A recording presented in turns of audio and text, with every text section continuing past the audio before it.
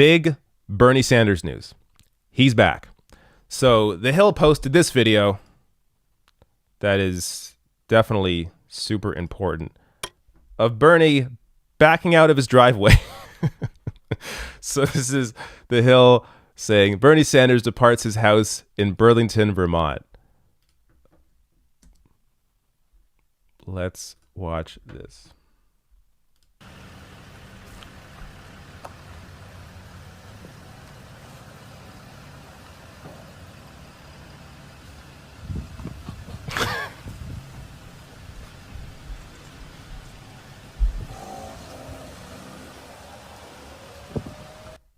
That's it. That's the video. I don't know why they shot this. I don't know why this matters. But look at his car.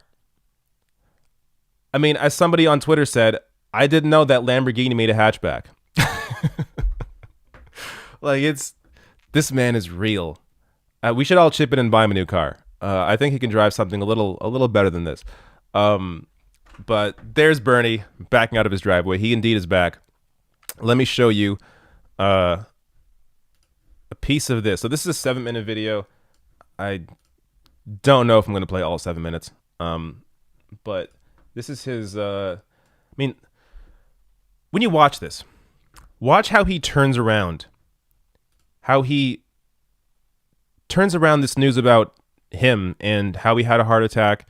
And not to mention, he doesn't mention here for, he probably wants to keep it, in the family, but his daughter-in-law also just died randomly.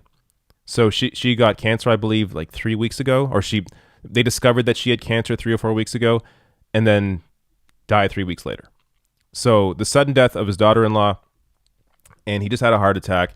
And look how he turns this around and talks about how we have to focus on the people. Let me take this opportunity to thank people from all over the country for their love, their kind wishes, and I just can't tell you how much it has meant to Jane and to me and to our whole family. And I also want to say that I am feeling great. I'm getting my endurance back, and I look forward to getting out on the campaign trail as soon as possible. But let me relay to you just kind of an experience that I had lying in a hospital bed in Las Vegas after the heart attack. And I thought about a lot of things, needless to say, but one of the things that just went through my brain is what would have happened if I did not have the good health insurance that I have. I have both Blue Cross and Blue Shield through my job in the Senate, and then I have Medicare as well. So what happens if somebody had no health insurance, who felt the pain in his or her chest, or felt really sick, and said to themselves, do I really want to go to the doctor or the hospital because I don't have tens of thousands of dollars to pay for the medical bills that I'm going to incur? How many people are in that position? How many people have died because they don't get to the doctor or the hospital when they should? And it made me feel even more strongly the need for us to continue our efforts to end this dysfunctional and cruel healthcare system, which leaves so many people uninsured, underinsured, causes bankruptcy, lowers credit scores for people who owe medical debt. It is an insane, wasteful, bureaucratic system based on the greed of the healthcare industry. So I got to tell you that even as I sat and lied down in that hospital bed in Las Vegas, this issue of the struggle that we are engaged in just, permeated my mind. And I want all of you to understand that the day is going to come when 20 years from now, 30 years from now, you're going to be talking to your kids and you're going to be talking to your grandchildren and looking back and say, you know what, I was involved in that struggle that finally brought healthcare to all Americans as a human right. That's what we're trying to do. So be proud of the efforts that we're making, understand the enormous opposition that we're facing from the drug companies and the insurance companies, but we are going to win this struggle. History is on our side. Function of healthcare is quality care for all, not billions in profits for the drug companies and the insurance companies. And the other thing that I was thinking about as I lied in the hospital bed in Las Vegas is, I've had a rough week. I've suffered adversity, and that's true. And I don't wish anybody to have a heart attack and get scared the way, our family did. But let me tell you, as you all know, I am not the only person in America dealing with adversity. A lot of people dealing with a lot more pain than I am. I mean, right now, as we speak, in the wealthiest country in the history of the world, we got 500,000 people sleeping out on the streets of this country. Talk about adversity. What does that mean? To not know where you're going to be sleeping tomorrow night, not knowing if you can have food to eat. Talk about adversity is the mother that I met in Iowa, makes $10 an hour, is raising 3 kids. How's that for adversity? Talk about adversity is the fact that so many of our people in this country work so hard and they're unable literally to pay their bills, and they're scared to death that if their car breaks down they can't get to work, worried if they're going to be able to pay their electric bills or their phone bill. That's adversity. And adversity is about young people in this country, bright young people who've done well in high school. They want to go to college, they want to get a decent education, they want to make it into the middle class. But you know what? They're wondering whether it's all worth it because they're going to come out of college $50,000 or $100,000 in debt. And some of them will never get that higher education that they really would like. That's adversity, and that's why together we are going to make public colleges and universities tuition free. We're going to cancel all student debt. So when we talk in our campaign about these ideas, these are not abstract ideas. Okay, you can watch the rest of it on his page, but how he turns this around. The man had a heart attack. And luckily it wasn't a major heart attack. They didn't know it was a heart attack till he left. I mean, he had chest pains. He went to the hospital.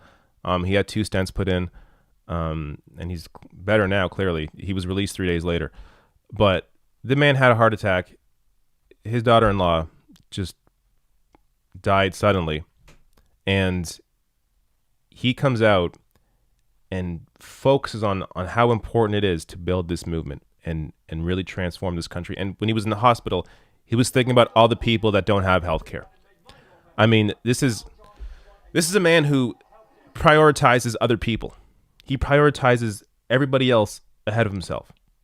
He actually cares about people. This is so rare in a politician. So many politicians run for their own ego. You know this is true. So many people are in politics because it enriches their ego. I mean, honestly, that's a huge piece of it.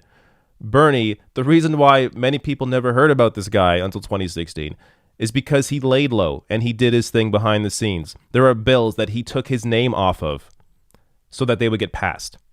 A Republican talked about this in 2016. A Republican talked about how he worked with Bernie. Bernie was great to work with, and he would even take his name off of things that he wrote so that it would have a better chance of passing. So when anybody tells you this man hasn't done anything, hasn't fought for you, he has always fought for you. He just hasn't put himself in the public eye because he isn't obsessed with himself. He's not ego driven. He's driven by helping people. And that's why he's running for president. All right. And I guess just to mention on the healthcare thing, since I have healthcare as a Canadian, he is so spot on when it comes to healthcare. Americans have no idea how, I don't want to say brainwashed, but I guess conditioned in a way or you're so conditioned to think a certain way because you are born. I mean, and this is normal for anybody. If you're born into a certain way of thinking, a certain life, a certain lifestyle, it just seems normal to you. So for Americans, it seems normal to have to constantly worry about affording healthcare, to constantly have to worry about what if I get cancer? Can I afford it? Or to think about, I can't leave this job because I have great private insurance. For Americans, it's normal to think that way, but that is not normal. That is not a normal way to. Your system is not normal. As a Canadian, I don't think about healthcare ever. It's always there. It's guaranteed to me. The only time I think about healthcare is when I need it, when I have to make a doctor's appointment. I had surgery once. It was minor surgery. It wasn't like a life or death thing. So I booked the surgery. It's 3 months in advance. Got the surgery, came home, paid nothing, did nothing. I mean, that's it. It's that easy. You show your health card, you get the health care you need. That's how it works. Now, the only issues with our system in Canada is that it doesn't go as far as Medicare for All does. So dental care isn't covered in Canada.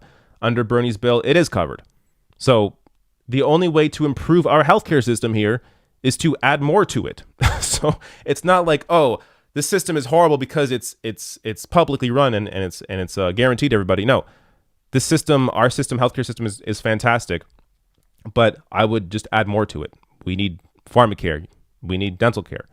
So those are the additions. It's just, I feel like it's hard sometimes to really convey this because it is a lifestyle thing. It is something you were born into, a way of thinking you were born into that you never really experienced. You don't know what life is like to not have to worry about staying in a job that you hate because you have healthcare. I mean, I was able to start what I'm doing now, start this business because I have healthcare guaranteed to me. If I was worried that, hey, what if I got sick or what if I needed this or that? And that could have potentially convinced me to apply to, a job at a big company and get health insurance because that's what I put ahead of my happiness in terms of what I want to do for life. So because I have the freedom of having healthcare guaranteed to me, I was able to start this business. And if you're a small business owner and you want to start a small business and hire people, you don't have to worry about getting them healthcare because healthcare is guaranteed to them. I mean, there are endless benefits that I don't think most Americans even consider because they haven't been really allowed or engaged on these issues to really think about it. Think of how different, how more beneficial life would be if you had healthcare guaranteed to you in a variety of ways. So, yeah, this is why there was one candidate in this race that has been solid on this issue the entire time. That's Bernie Sanders. No other candidate in the race has been solid on Medicare for all, unwavering on Medicare for all, except for the man who wrote the damn bill.